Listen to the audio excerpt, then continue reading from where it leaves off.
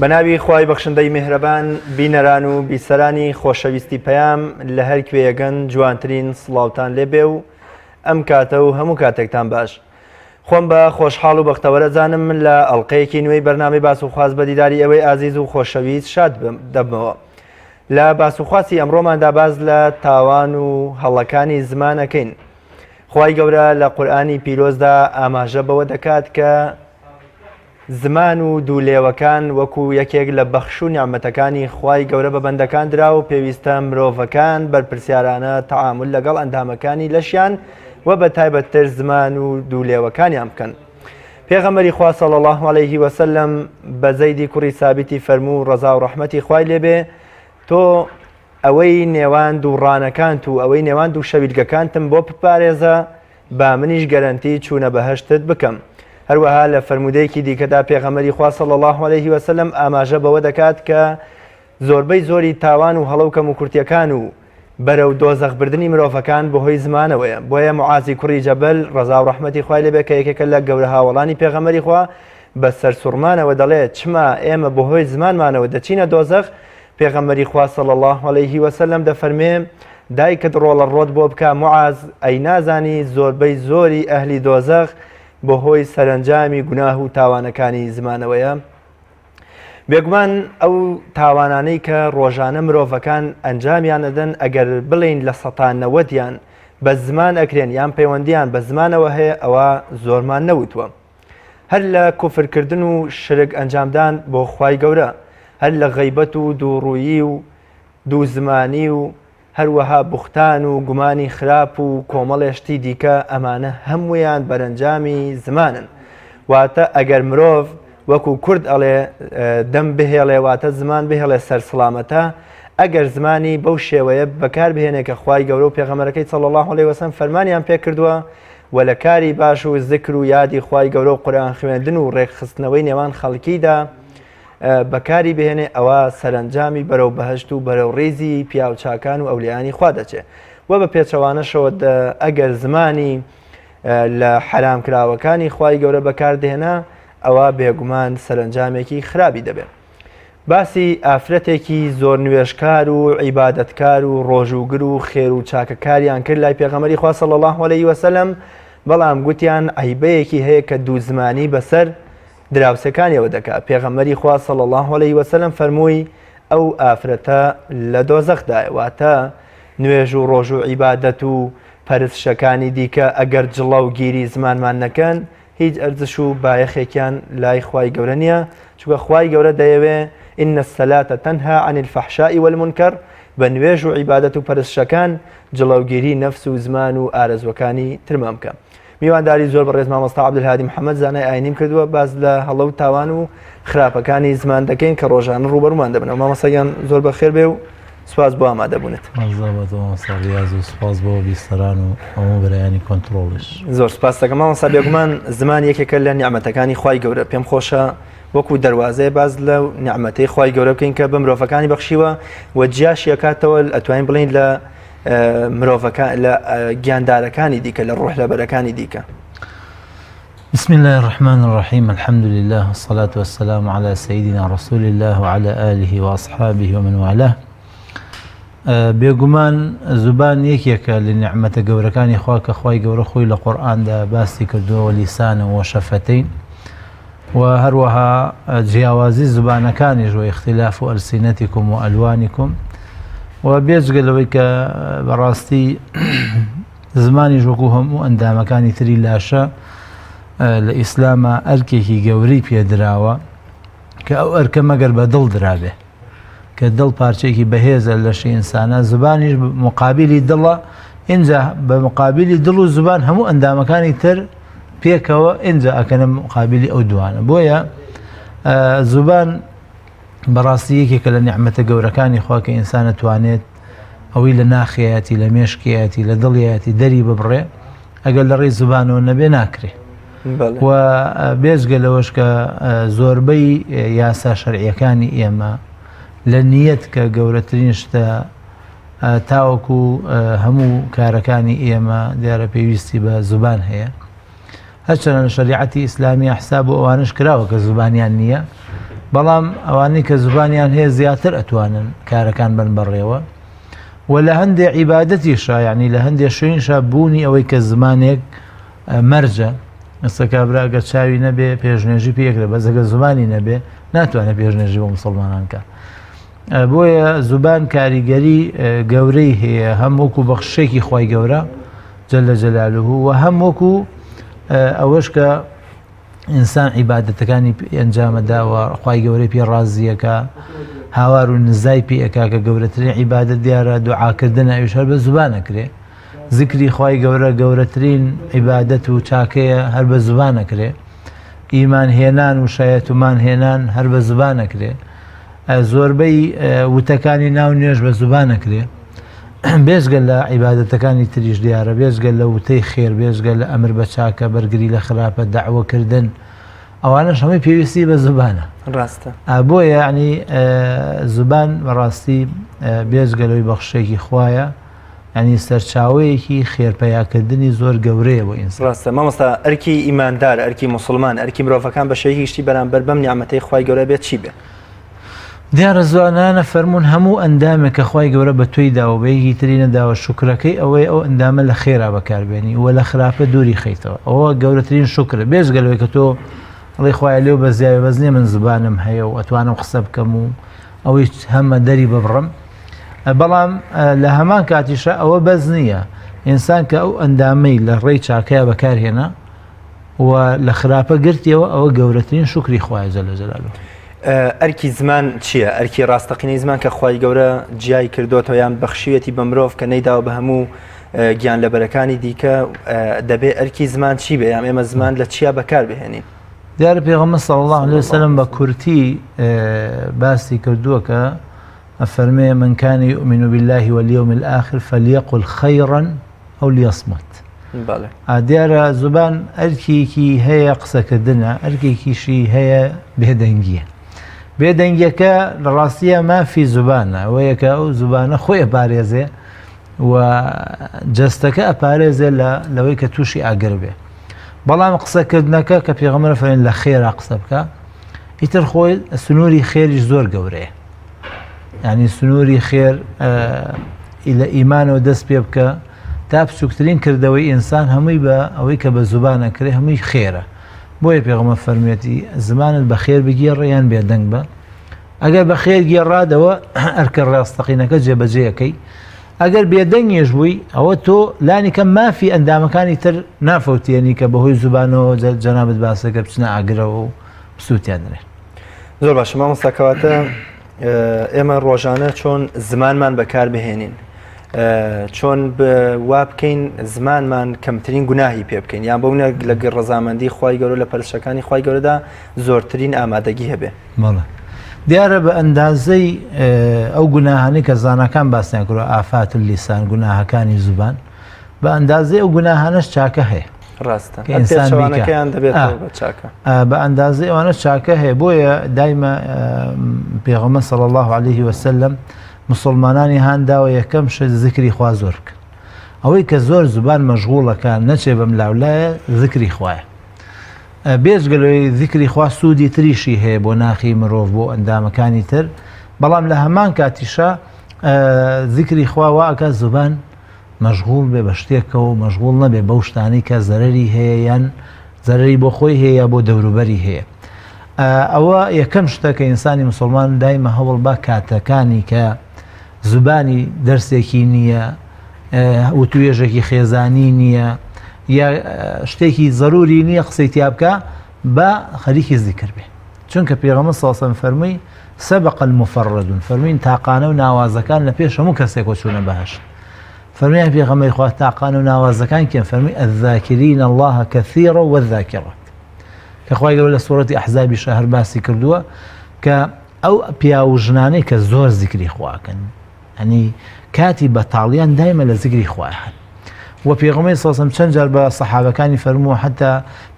پێتان بڵێم کام چاکترین کردەوە چییە پێتان بڵێم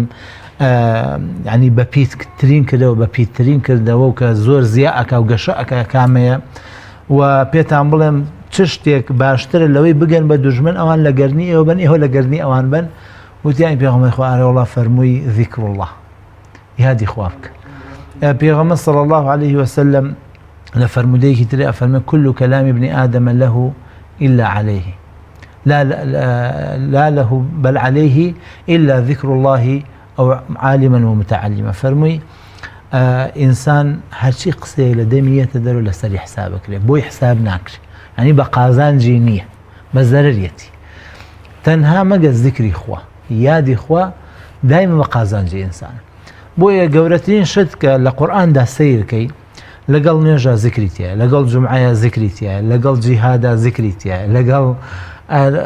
ڕۆژوە ذیکری تایە. وانە تۆ هەر عیبادەتێک ئەەکەی ذیکری خۆی تایە، نانەخۆیت ئەچیتە ماڵەوە یەیتە دەرەوە چی بۆ سەر ئاو دەستنێژە گریوانە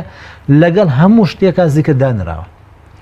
بۆیە زانەکان فەرمون ذاکرین الله کەثیرەکێ ئەو کەسانن کە لە هەموو ئەو شوێنانەی پێغەمبەر ذیکری کردووە صلی الله علیه وسلم. حەقە هەموو ماڵێکی مسلمان کتێبێکی ذیکری تیابێ. ئیتر قەڵای مسلمانە ذیکری خواناسانە هەر کتێبێکی ترە کە باسی ذیکرەکانی پێغەمبەرەکە صلی الله علیه وسلم هەموو ماڵێک کتێبێکی ذیکری تیابێت، چونکە واکە تۆ زبانە لە شتێکە بەکاربێنی کە لە قیامەتە بە قازانج دەشکێتەوە. بۆیە پێغەمبەر صلی الله علیه وسلم ئەی فەرموو شتێکتان پێ بڵێن بە زبان ئاسانە بەڵام لە تەرازوی خوایە زۆر گەورەیە، زۆر قورسە. فەرمی پێغەمبەری خوا ئەوە چییە؟ فەرمی سبحان الله وبحمده.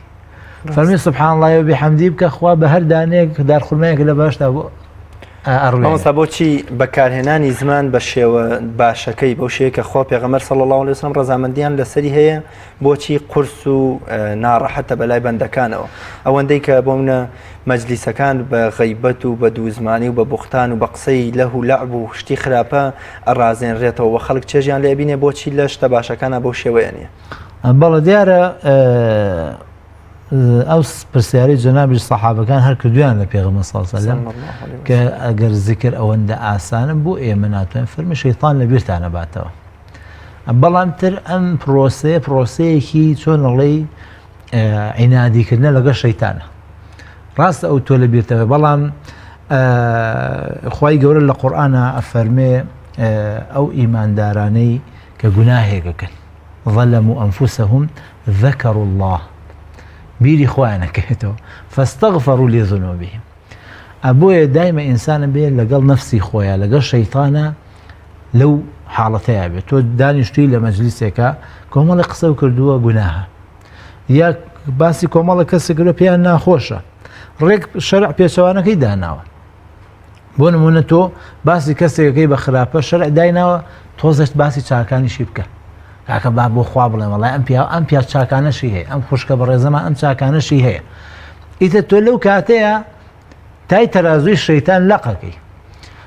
خۆش لەو حاڵەتە ئەبەیتە دەرەوە، چونکە پێغەمبەر صلی الله علیه وسلم کەفارەتی ئەوەی کە مسلمانە غیبەتەکەی ئەوەیە کە تۆ بە چاکە باسیکەی، لەبەرەوە کە تۆ بە خراپە باسەکەی خەڵک بەس تەبع خراپەکە وەرەگرێ. بەڵام ئەگەر تۆ چاکەکەشی لەگەڵا باس کرد ئەوە دیارە تۆ لەوەی ڕخنەیەکی بەرایانە و لێی هەبێت یا خوشکانە و لێی هەبێت و لە هەمان کاتیشا دەرفەت نایی بە کەسانێک کە هە لە قۆزنەوانەیە لەو برا مسلمانە یا لەو خوشکە مسلمانەوە بن. بۆیە یەکەم شت ئەوەیە کە ئینسان دایمە لەگەڵ نەفسی خۆیان لەگەڵ شەیطانە هەوڵ بات ینی ئەو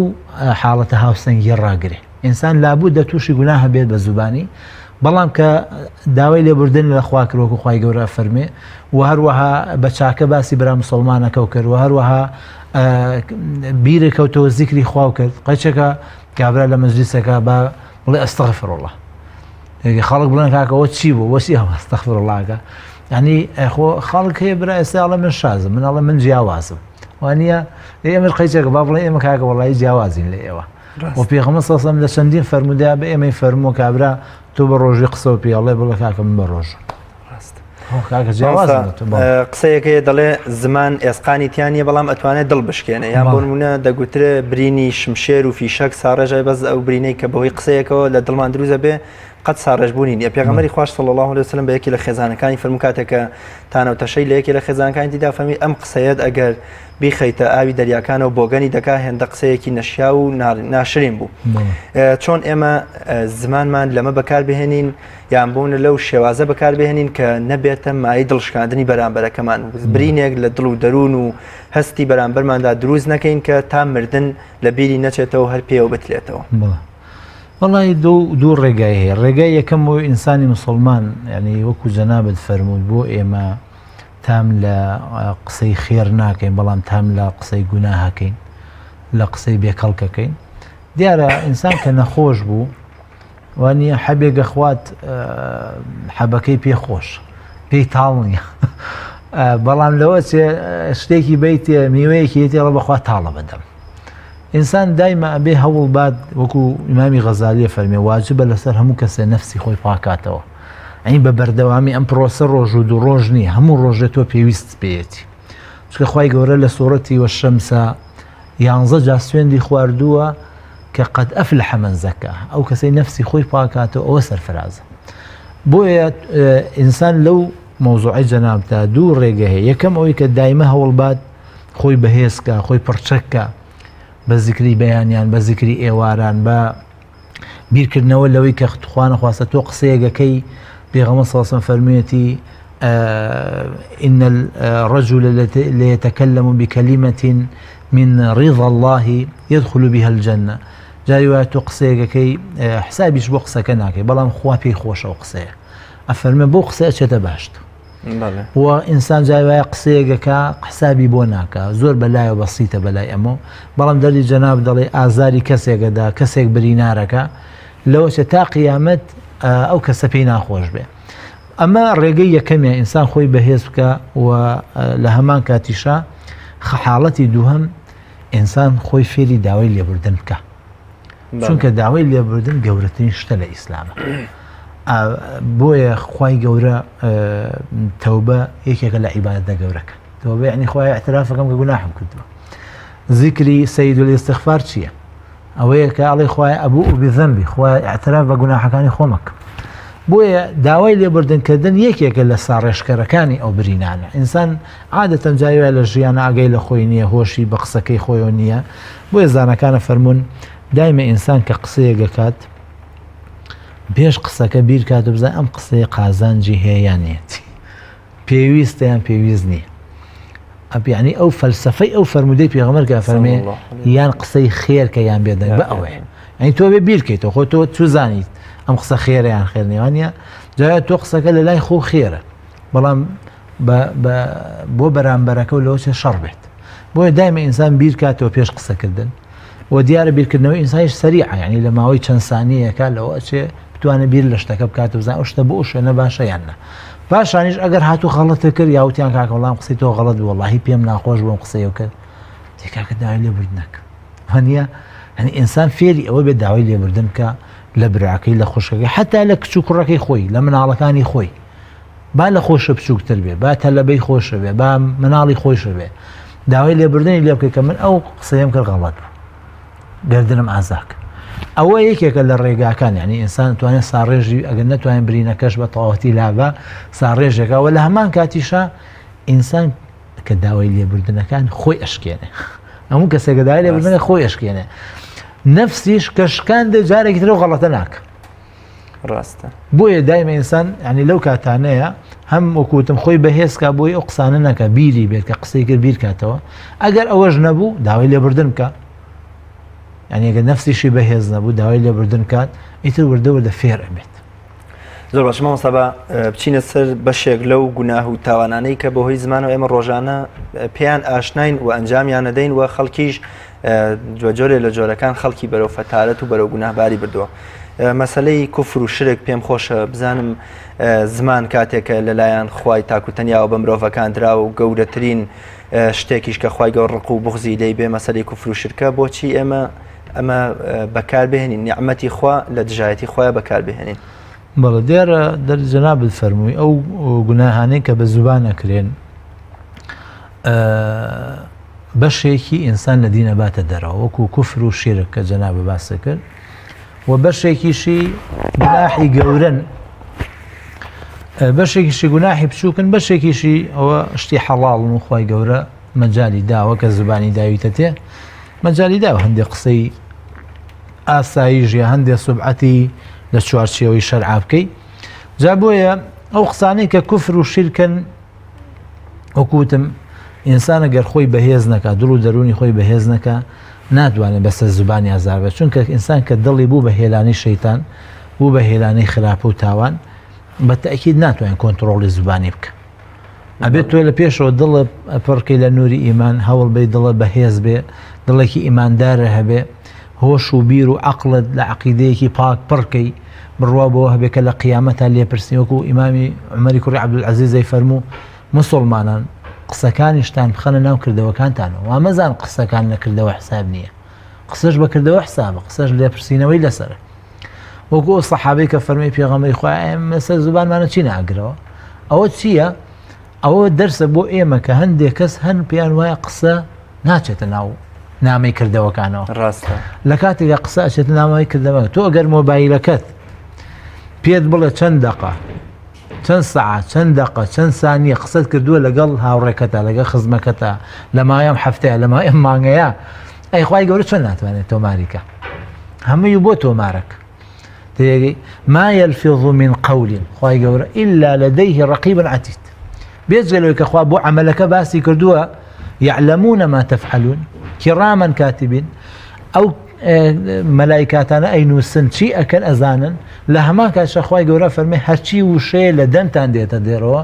ڕەقیبێکی ئامادەی لەسەر چاودێرێکی ئامادە عەتیدە دایمە ئامادەی و ئەینووسێ بۆیە ئینسان یەکەم ئەوەی کە بیری کردەوە بیر و باوەڕی وا بوو کە قسە لە کردەوەیە و بە کردەوە حسابە چۆن تۆ کە ئەڵێ ئەشهەدو ئەن لا ئیلاهە ئیلا الله ئیمانداریت خوا نەخواستە کە تۆ بەرامبەر خوای گەورە بێ ئەدەبیەکەت کرد ڕەخنەیەکی نامەعقولە گرت یاخود بەرامبەر بە قیامەت شک و گومانێکە دەربڕی یاخود خەڵکی خستە شک و گومانەوە یا بەرامبەر فەرزەکانی خوا زبانە بەکارهێنا و خەڵکە سار کردەوە لە فەرزەکانی خوا ئەوانە هەموو ئەو سەبەبانە یا وەختی خۆی خەڵک هاواری کردووە لە غەیری خوا پاڕاوەتەوە لە غەیری خوا مناڵی باتێ ماڵی باتێ بەڵاو موسیبەتی لەسەر لابە ئەمانە هەموو ئەو تاوانان کە بە زوبان نەکرێن بە پێچەوانەشەوە کە تۆ دوعاکەی لە خوا پاڕێت هەر بە زوبان نەکرێن کە تۆ تەنها لە خوای تاقانە داواکەی ئەچیتە مخی عیبادەوە و پێ دەوتێت تۆ عیبادەتی گەورە و کردووە بەڵام لە بەعەکسەوە سەیەکە ئەبێ بە شیرک هەر بە زوبانی شەکری هەردووکیان کە تۆ خەڵک بۆ لای دین بانکەی خەڵک دین تێ ئەگەیەنی گومانەکانیان ئەڕەوێنیتەوە چەندێک خێرە دەستەکەی بە پێچەوانەوە خەڵک لە دین سار دەکەیتەوە گومانیان بۆ لەسەر دین دروستەکە بە هەمان شێوە گوناح لەسەر حسابە بۆی ئەو فەرمودانی پێغەمبەر سەڵەڵ کە هەمووی باسی ئەوە کە ئینسان جاوی قسەیەکە حسابی بۆ ناکە تۆ لە بابی سەقافەت و وڵا کاکە من سەقافە و کرانەوە و سەیرکردنی دنیا و چاو و کرانەوە و تر ئێماتاکەی سەیەکی کاتێک گەزانی خۆ خستۆتە ناو زەلکاوێکەوە لی دەرناچی لەبەرەوە تۆ خەڵکت هان نەداوە بۆ ئەوەی لە ڕووی دنیایی و پێشکەون و بکرێنەوە خەڵکت هانداوە بیر لە شتێ بکەنەوە کە بە عەقڵ نازانرێ شتێکیش کە بە عەقڵ نەزانرێ خوا دینی بۆیە ناردووە بۆی هاوکاری عەقڵ بێ بۆی پشگیری عەقڵ بێ ینی ئەو شتانەی کە عەقڵ پێی ناگا بۆی خۆی پێوە ماندوونەکە خوا فەرمێ خوا ئەگەیە لەم کەونا خاوەنی سیفاتە جوانەکانی تر بیری لێ مەکەرەوە زۆر وردەکاریت یا مەکە خوای گەورە فێن تۆ ڕۆحت هەیە ئەم ڕۆحی تۆ بەم عیبادەتانە بەهێزە بێ بە گوێمنەکەی دوای ڕۆح لاوازە بێت بۆیە تۆ ئەکرێ کەسێکی زۆر خوێنەوار و تێگەیشت و زانابی بەڵام لەو لاوە ینی هیوایەتی ئەو بێ گرفانی خەڵک ببڕی هیوایەتی ئەو بێ خەڵک بخەیتە سەر ساجی عەلی هیوایەتی ئەو بێ خەڵک لە توپەتکەی بەس لەبەری پارە و دەستکەی بۆیە ئەوە بەشی گرنگ ئەوەیە کە ئینسان لە ڕووی ئیمانی و خۆی بەهێزکە دووهەمیش ئەوەیە کە دایمە ئینسان بیر لە عاقیبەتی شتەکان کاتەوە ینی عاقیبەتی قسەی خراپ تۆ بە کەسێک خوا نەخواستە جنێوێک ئەدەی ئێتر جارێک کابرا لە قوڵەکە یان تحملی هەیە یان دەسەڵاتی نییە بەڵام ڕۆژێکە بێ قسەکەەوە پێ بڵێتەوە جا بۆ تۆ هینی خۆ ناپارێزی پێغەمبەر صلی الله علیه و سلم فەرمی سیباب المسلم فسوق قسە قەت بە مسلمان مەڵێ چکەوە فیسق بۆی لەبەر تۆ فێر نەبیت کە تۆ زمانت فێر نەبوو جنێو بە خەڵک بە وەکو عیسا پێغەمبەر دیان ئەوە بابش خەڵک جنێو بە تۆیە وتی ئاخر ئێمە ئەو شتەمان پێ نییە خەڵک جنێوی پێ خەڵک قسەی خراپی پێ خەڵک تانە و تەشەری خراپی بەس ئێمە پێغەمبەرەکەمان پێی فەرموون لەیسە المؤمن بالطعان تانە لە خەڵک نایە ئیماندار ولا اللعان لعنە لە خەڵک ناکا ولا الفاحش دەمی پیس نییە ولا البەذیء کردەوەی خراپی نییە ئیتر ئێمە دینەکەمان ئەوەی پێخۆ ئێمە کە دیندار بینەوە پابەندی بەدینەوە خەڵک کە شتێکی تری هەیە دنیایی کاکە ئەو پابەندە بە شتی خۆی من شتی خۆمە نابێ من لە هینی خۆم تەنازول بکەم لە ئەو مەبادیئانەی کە خۆم هەیە تەنازول جا تۆ ڕاگەیان کارێک بیت و زانایەک بیت و حاجیەک بی هەروەکو یەک وایە تۆ مادەم کۆمەڵی ئەخلاقیات هەیە ئیسلام بۆی داناوی تۆش ئەڵێ من مسلمانم ئەبێ پابند بیت ئینسان ئەگەر بیر لەم دوو شتە بکات یەکەم ئیمانی خۆی لە دڵ و دەرونیان بەهێزکە دووهەمیش وەکو وتم بیر لە عاقبەتی شتەکان کاتەوانێ وە سێهەمیش ڕەفیقایەتی چاکان یعنی تۆ دایمە ڕەفیقا لە فەیسبووکە کۆمەڵی هاوڕێ و هەیە هەرچی قسەی ناشینە بە دەمیان نادێ هەرچی ببیستن بڵاویەکەنەوە هەرچ گومانێکە بێکسەی ئەگەن تۆ ژوانە لێ دایمە ئینسان هەوڵ بات کۆمەڵی هاوڕێی چاکی هەبێت وەکو زانەکانە فەرمونون ئەو هاوڕێیانەی کە وەکوی خواردنوان تۆ دایمە پێویستە پیانە وەکو هەواوان پێویستە پیانە ئینسان دایمە هەوڵ با هاوڕێی چاکیە بە تەکی زمانیشی بەرەو چاکە ئەڕوە زۆر باش مامۆستا مەسەلەی شایەتی درۆ مەنعکردن یان بەونە قۆڕخکردنی ماڵی کەسێکی دیکە بەرژەوەندی کەسێکی دیکە یا بۆ خۆمان یا بۆ کەسێکی خزممان فەرمودەیەکمانەیە کە پێغەمبەری خوا صلی الله علیه وسلم کە باسی لە تاوانە گەور و لە ناوبەرەکانەکە کە ئەگاتە مەسەلەی شایەتی درۆ هەڵدەستێتەوە هێندەی دووبارە دەکاتەوە سەحابە کە چەندە حەزیان لە قسەی پێغەمبەری خوا بووە ئەفەرمون هێندەی دووبارە کردو هێندەی دووبارە کرد دەمانگوت بریا پێغەمبەری خوا صلی الله علیه وسلم بێدەنگە بوو دەربارەی شایەتی درۆ پێم خۆشە باسی ئەوەکەین کە ئەویش یەکێکە لە ئافاتەکانی زمان بەڵێ دیارە شایەتی درۆ ینی بەڵایەکی زۆر گەورەیە بەسەر مسلمانانەوە لەبەرەوەی کە شایەتی درۆ بە تایبەتی لە هەندێک بواریشە کە ئێستا خەڵک کردویانتە ناو بواری ئیستیخاباتیشەوە یعنی سەر ئەنجامەکەی خراپە بێت جاری وایە تۆ زەرێک ئەدەی لەوە چی ئەو زەرەر بە دەیان ساڵ قەرەبوو نەکرێتەوە یاخود جاری وایە تۆ مافی ئینسانێک ئەخۆیت مافی ئینسانێک ئەکەوێتە ژێرەوە ئافرەتێکە حەقیەتی مافەکەی خۆی وەرگێ مافەکەی ئەڕوە ێ باشە تۆ مافی چۆن بۆ گێڕیتەوە لەوچێت دەیان ساڵ بە کوێرەوەری ژیان بەرێتە سەر لەگە خۆی و مناڵەکان لەبەروی مافەکەی خوراوە لەبەر تۆ شایەتێکی درۆت داوە کە ئەو شتە هی ئەو نییە یاخود خوێنی ئینسانێک بەزایە ئەچێ ێ باشە ئینسانێک ئینسانێکی کوشتووە کاتێک کە تۆ شایەتێکە نادەیت و ئەی شاری تەوانێ بە تەئکید ئەو خوێنە بەزایە ئەچێ تۆش ڕاستە ئینسانەکە و نەکوژدووە بەڵام خوای گەورە فەرمێ ومن یەکتومها فإنه آثم القلب ئەو کەسەی شایەتێکی لابێ و بیشارێتەوە لە دڵەوە ئازارە چێژێ گوناهبارە بێت هەنی تۆ خۆت دایمە بێتاقەتە بی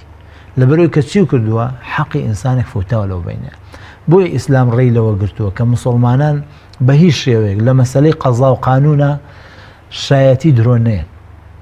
و حتا مسلمان هەندێک خەڵکە گلەییە کاڵە باشە بۆ ئافرەت دوو پیا ئافرەت بە پیاوێکە لە مەسەلەی شایەتیە لەبەرەوەی خەڵک زۆر ئەترسێ لە شایەتی نەکژن پیاویش دەترسێ لە شایەتی چونکە شایەتی ئەرکێکی قورسە هەتا بابەت لە فقه لە هەموو کتێبەکانی فقه بابێکی بابی قەزاە یەکێک لە بابەکانی قەزائیش بابی شایەتیە هەنی شایەت دەبێ مەرجەکانی چی بێ چۆن شایەتی بە هەتا قازی چۆنە بێ لێ بپرسێ تو ئەم شایەتی کە ئیدەی ئەگەر لە دڵەوە قەناعەتە پێی نەبێ ئەوە شایەتی درۆیە ئەگەر شایەتەکە بە زوبان ئەدەیت و سوێن ئەخۆیت و وانە ئەمە هەرگوناهە بە پێ بۆی ڕۆشتووی هەرگوناهە پاشان مافی کۆمەڵی ئینسان لەو بینە ئەفەوتی ئەمانە هەمووی لەسەر تۆ کۆ ئەبێتەوە بۆیە پێغەمبەر صلی الله علیه وسلم باسی ئەکبەر الکەبائیری کە سێ جار لەسەر یەک فەرمووی ئەفەرمێت دانیشتبوو دوای هەستایەوە سێ جار لەسەری فەرمووی ئەلا وشەهادەتە زوور ئەلا وقول الزور وەخوای گەورەش لە پێغەمبەر صلی الله علیه وسلم لە چەند حەدیثی تریشە خوای گەورەش لە قورئاندا باسی ئەوەی کردووە کە ئینسانی مسلمان بە هیچ شێوەیەک لە شەهادەی زوور نزیک نابێتەوە لەبەرەوەی کە ئینسانی ئیماندار ئەزانێ شەهادەی زوور یعنی فەوتانی قیامەتی خۆت یعنی تۆ دنیای خۆت قیامەتی خۆ دەفرۆشی بە دنیای خەڵک ئێو کەسە براتە ئامۆزاتە هەر کەسێکت هەیە تۆ لە قیامەتە خواخواتە مناڵەکەت زۆڵمێکی لێکردوی مافەکەی لێوەرگیتەوە ئەی تۆ چۆنەچێت مافی کۆمەڵێ مناڵی هەتی و ئافرەتێکی بێوەژن دایکە پیرەیەک و باوکە پیرەیەکە جرگەریان سوتاوە تۆ چۆن ئەم مافانە پێشێلەکەی ئەمە لە کاتێکە نازانی خوای گەورە لە پرسینە و لەگەڵاکە نازانی تۆش سبینێ لەوچێت تووشی هەمان بەڵاو مصیبەت بیت و حەقێکی ڕاستەقینەوە هەبێ بخورێ و دوو کەس بێن شایەتی ناحەق بن بۆیە بەڕاستی ئەو کەسانەی کە شایەتی ناحەقکەن هەتا هەر ئینسانی دوو لە ڕۆی ئەوە ڕسوان لە ناو خەڵکە دایمە لە ژێرەوەن هیچ گەشە ناکەن لە کاتێکی شاپارێکی باشی ژوەرەگرن لەسەر ئەو شایەتی بەڵام چونکە پارەکەیان لە ڕێی حرام و گوناهەوەیە دایمە لە دنیا مەسائیبیان بۆ دروستە بێت. بۆیە دایمە ئینسانی مسلمانە بێ بزانە کە گوناهی گەورە هەر ئەوە نییە بەرامبەر بەخوا بکرێ. کاتێک کە تۆ ئینسانێک مافی ئەفەوتین لەناو سەحابەکانە ئامادە نەبوون شایەتی درۆ بۆ مسلمانێکی زۆر چاک بن بەرامبەر ئینسانێکی بێدین. حتا خوای گەورە ڕخنە لە پێغەمبەرێک صلی الله علیه وسلم کاتێک پێی وابوو ئەو ئاردەی کە دزراوە لە شوێنێک جوولەکەیەک بردوێتی لەبەرەوەی ئاردەکە هەماڵی جوولەکە دۆزرایەوە. خوای گەورە فەرمی وەلا تەکون للخائینین خەصیما، دیفاع لە خائینەکان مەکە. ئەو مسلمانەی کە ئەمەی کردو ئەو ئاردەی بەناو ماڵی جوولەکە بردو ئەمە خائینە بە مسلمانان، با لە ڕیزی مسلمانانی شابێت، چونکە ئیسلام پیاوی وای ناوێ. کاکە ئێمە دینێکی پاک و جوانمانێت، چ پێویستمان بە ئینسانی خیانەتکار هەیە؟ دینەکەمان وازح و ڕوونە، ئێمە چ پێویستمان بۆی خەڵک عیبارکەین بۆی دینەکەمان جوان بێت. بۆیە ئینسانی مسلمان بێ بزانێت جائز نییە لە ئیسلامە جوولەکەیەک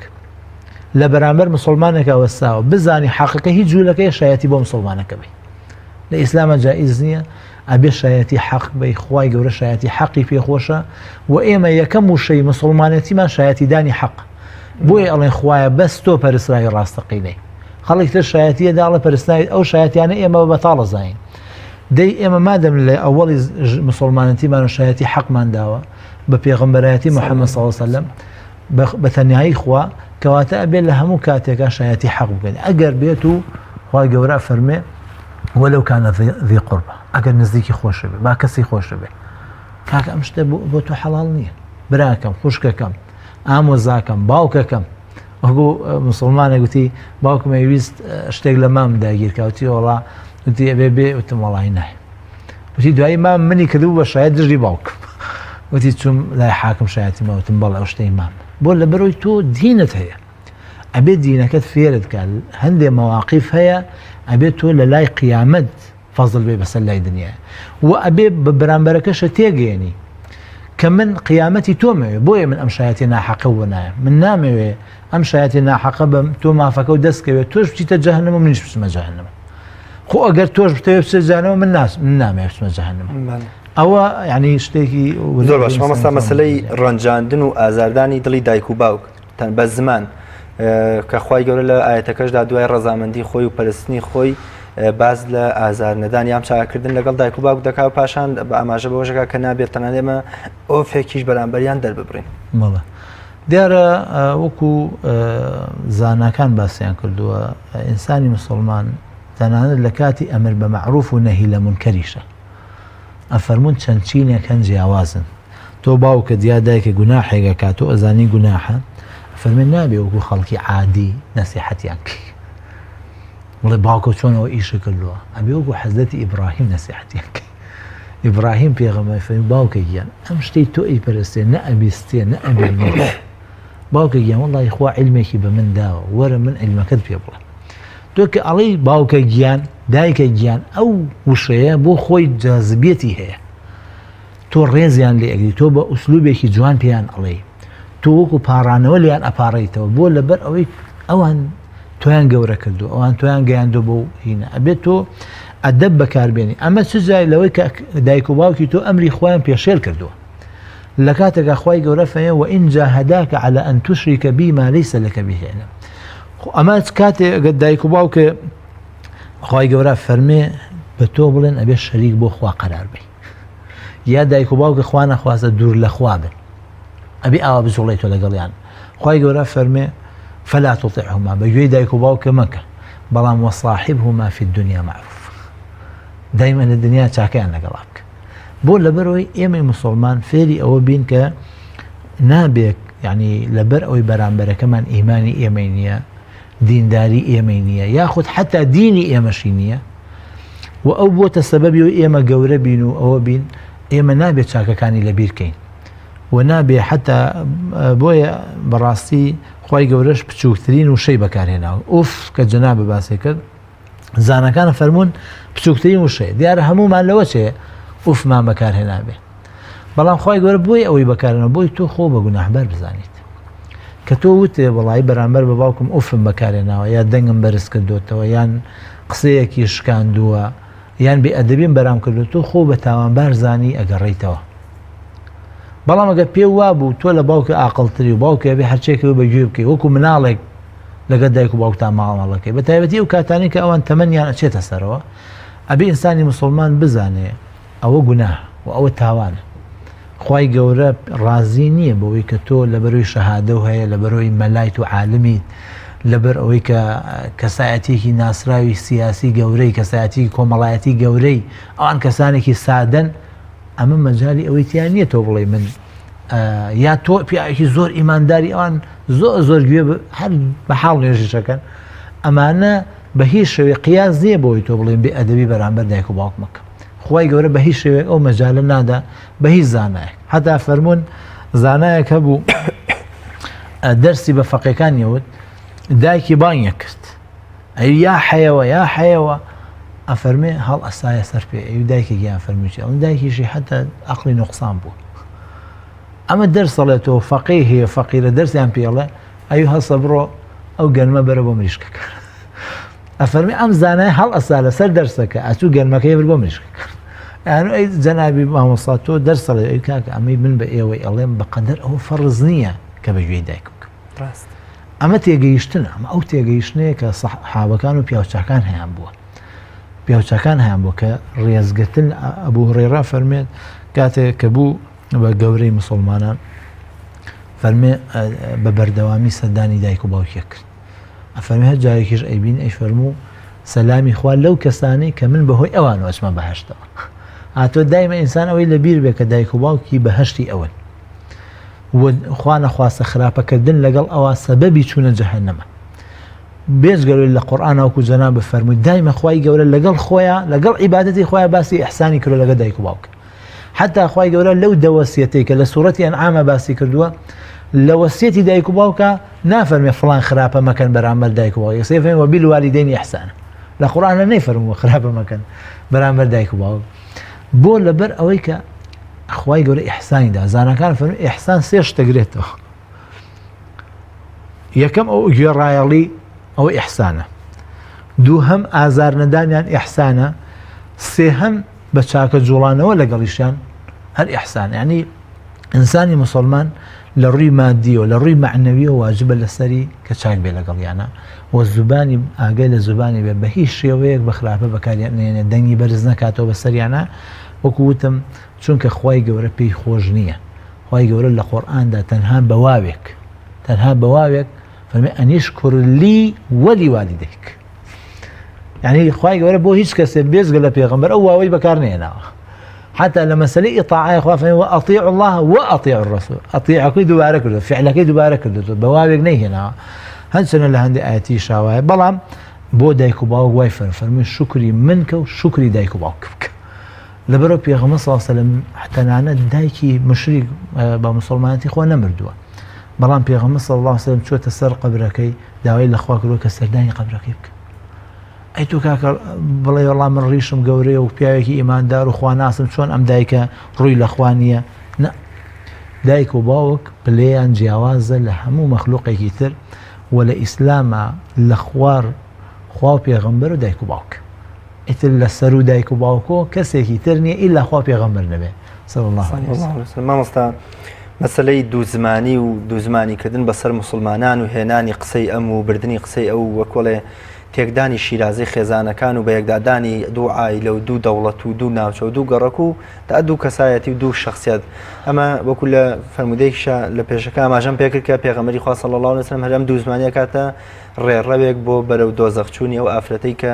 لەگەڵ ئەوەی عیبادەت و پەرستشیەوە بەڵام دوو زمانی کردو بەسەر دراوسەکانیەوە دیارە گەورەترین ینی شت خوا پەنامان بە بریتیە لە ئەوەیە کە ئینسان دایمە خەریکی ئەوە بێ فەساد بنێتەوە لەناو خەڵکە ئەوانەی کە يسعون في الأرض فسادا ولا تعثوا في الأرض الفساد ئەوانە هەر هەمووی بەشێکی زۆری ئەو کەسانە ئەگرێتەوە جا دیارە پێغەمبەر صلی الله علیه وسلم هەڕەشەیەکی دەردی جەنابەت فەرمووی تونتریشی هەیە کە فەرمێ لا يدخل الجنة قتات أو نمام لا قتات ئەوەیە کە قسەکان کۆ ئەکاتەوە نەمامی ژەوەیە کە گوێی لێبێ و بڵاوی ئەکاتەوە هەی هەر بە تایبەتی ئەگەڕێ بۆ قسە هەر گوێی لێ ئەبێ بەڵام بڵاوی ئەکاتەوە هەردووکیان لە ئیسلامە هەڕەشیان لێکرا بۆیە ئینسانی مسلمان ئەبێ زۆر ئاگەی لەوە بێ کە دەرخستنی عیبی مسلمانان، باسکردنی قسەی خەڵک، هێنان و بردننی قسەی خەڵک، ئەمە سیفەتی مسلمان نییە. مسلمان بەڕاستی کەسایەتێکی بەهێزە، کەسایەتیە کە حەز ناکات.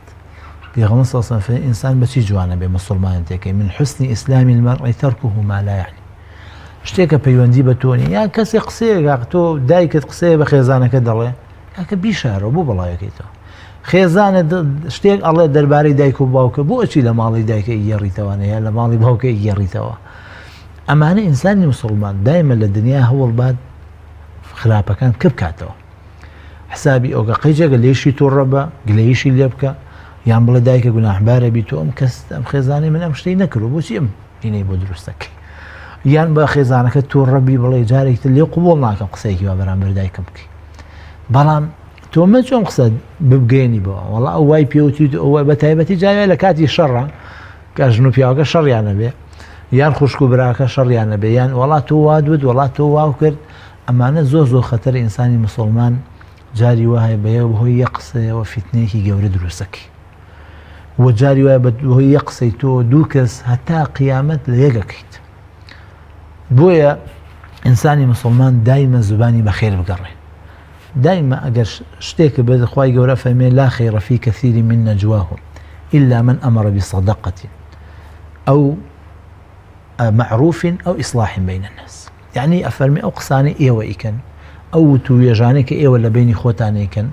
بدزي وخلق عقيلانية أجر أمر نبي بكردني شتيك يارمتي داني فقيرك، يا أمر نبي بكارك يتشاك، يان هو كارك نبي بو بيجيشني خلق أو گناح. بۆیە نابێ بڵێ وڵات خۆ من قسەی ڕاستم کرد خۆ قسەی درۆم نەکرد، باش ئەم قسە ڕاستی تۆ کێشە دروستەکە. لە ئیسلامە جائیزە دوو کەس ناکۆکن تۆ درۆ بکەی بۆی ئاشتیان گەیتەوە. ئەی تۆ چۆن دروستە قسە ڕاستەکە دروست نییە لێرا بیگەێنیت، ئەم قسە ڕاستە ئیشی تۆ نییە بیگەێنی، کاکە تۆ بەریدی قسە نیت،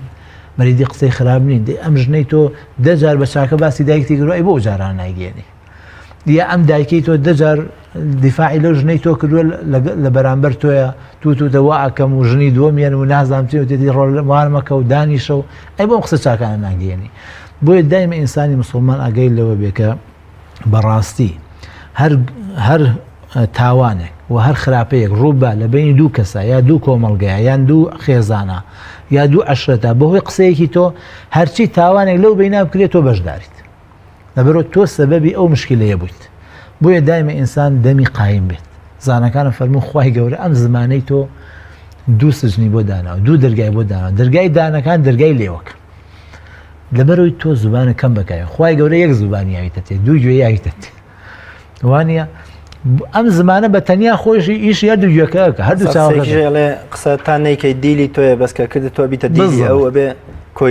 اینجا دوایی کاکە کێشە تریشە بۆ دروستە بێ، ینی تۆ جاری وایە ژیان لە خۆشێک تێکەچێ قسەیەکەکەی اینجا خەڵکاکە ئەم تۆ قسەی بۆ چی کرد خەڵک لۆمە دەکە ڕاحەقیشیانە کاکە تۆ ئەم قسەیە قەچێکە بە ئەم قسەی فشاردایەتەوە. بەڵێ زۆر باش مامۆستا مەسەلەی غەیبەت و بوختان ئێستاگە بڵین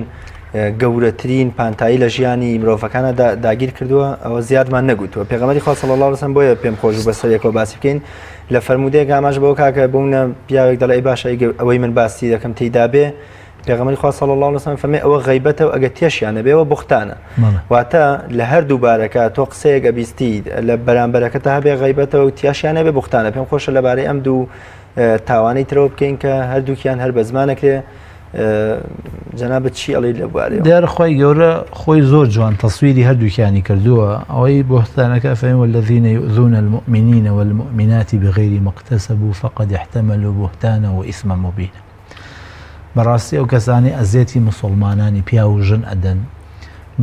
بە شتێک کە نەیان کردووە و بەشداریان نەکردووە، بەڕاستی ئەو کەسانە خوا فەرمێ احتمال یعنی هەڵیان گرتووە، بوختانی گەورەیان هەڵگرتووە و گوناحێکی ئاشکراشیان هەڵگرتووە. ئەوە بێ ئاگاتان ئینسانی مسلمان دایمە ئاگای لە خۆی بێ کەسێ شتێکی نەکردووە مەیەرە پاڵی، چونکە بە تەئکید باجەکەی قورسە بێت. و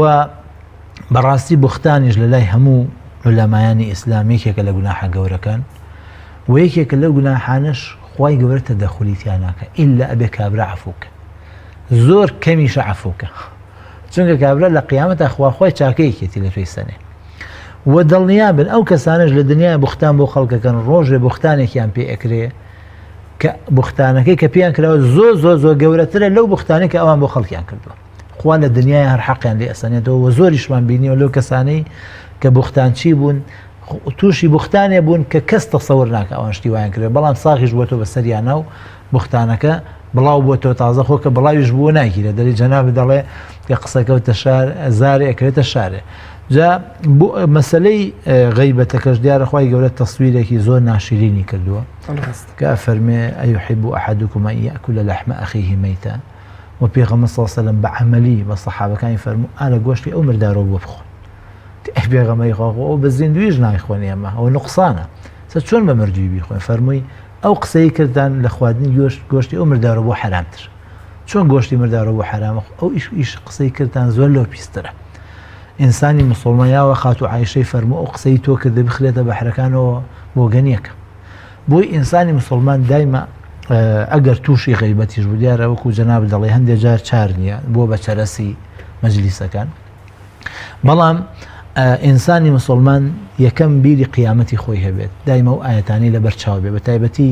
سوورەتی حجورات سوورەتی کۆمەڵی ئادابی زۆر گەورەی تیا ئینسانی مسلمان بە بەردەوامی ئەو سوورەتانە بخوێنێتەوە بۆی ئەو ئادابانی لە بیر نەچێت و خاڵێکی تیژەوەی چاربجار عەزابی خۆی شەبەی زانایەکە فەرمێ هەچ کات دامنا وەچ کاتێ غەیبەتی مسلمانێ بکەم ڕۆژێ بە ڕۆژوو ئەفەرمێ هەر چڵی ئێسقانێکم مابووە ئەو نە بە ڕۆژوو بوو ئێسقانەکانم ئیتر هەر پێستم پێ گۆشتم پێوە نەمابوو بۆیە فەرمێ ئینجاوتم بەخوا تەحەمولی ڕۆژوو ناگرم با درهەمێ ببەخشم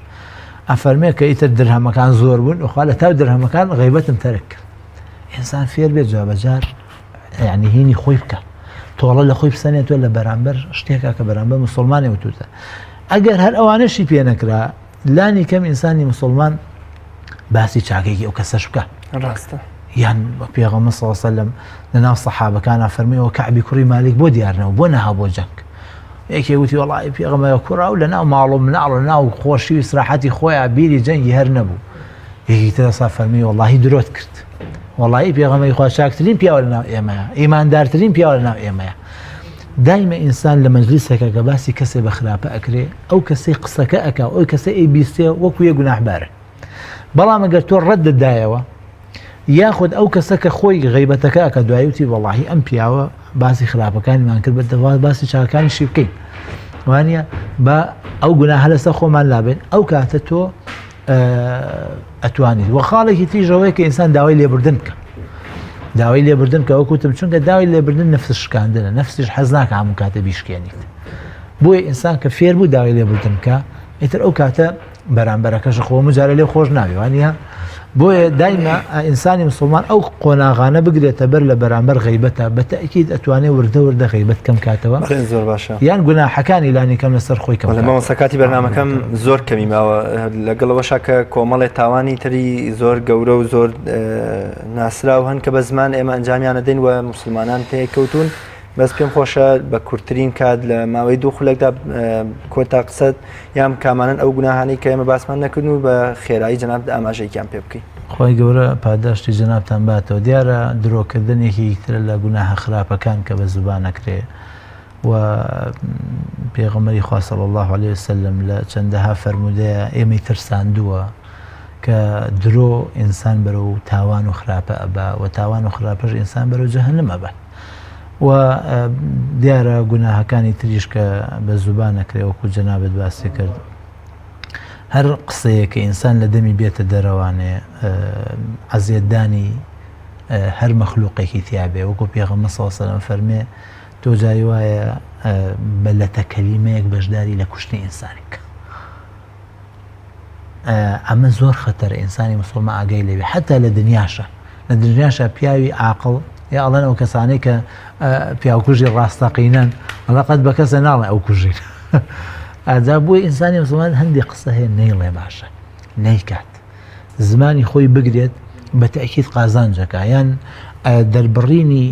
ئینسان ئەو شتانی کە لەسەر زوبانی جنێودان کە پێغەمبەر صلی الله علیه وسلم باسی جنێوی کردووە کە ئینسانی مسلمان بە هیچ شێوەیەک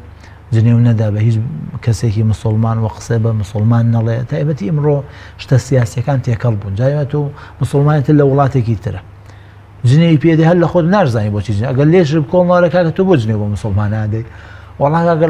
کاکە داخلم قسانی تۆ ڕیوانیە ئەم شتانی تو ئێڵی کاکە تۆ لە وڵاتایە ناژی نازانی سیاسەتی ئەو وڵاتە چۆنی نازانی دوژمنەکانی ئەو وڵاتە چۆن بۆیە ئینسان دایمە زبانی خۆی بپارێزە بەرامبەر مسلمان بە تایبەتی بە هیچ شێوەیەک زبانە بەرامبەر مسلمان بەکارمەهێنە چونکە بەڕاستی ئەمڕۆ ڕۆژگارێکە ئینسانی مسلمان ئەگەر نەتوانێت زمانی خۆی کۆنتترۆلکە بە تەکید جاری وا هەیە ناتوانانی قەڵەمەکەش کۆنتترۆلکی بەڵام کە زبانی کۆنتترۆل کە زبان بەهێزترین ئەندامە کە خراپ و پێکە بەڵێ زۆر باش مەسەیان زۆر سپاس دەکەم و خۆی گەر پاداشتی بەخێر بداتەوە و وامان لێ بکات کە زمانمان لە ڕەزامەندی خۆیان بەکاربهێنێ سبحان ربك رب العزة عما يصفون والسلام على المرسلين والحمد لله خوازای وجباته وخوازای همو بیسن ئینەرانی بەڕێز و خۆشەویست لێرەش داهاتمە کۆتایی هەڵقەی ئەمڕۆمان تا بە یەگەشتنەوەکی تر بەخوای گەورە مێرەبانتان ئەسپێرم خۆتان دەگەم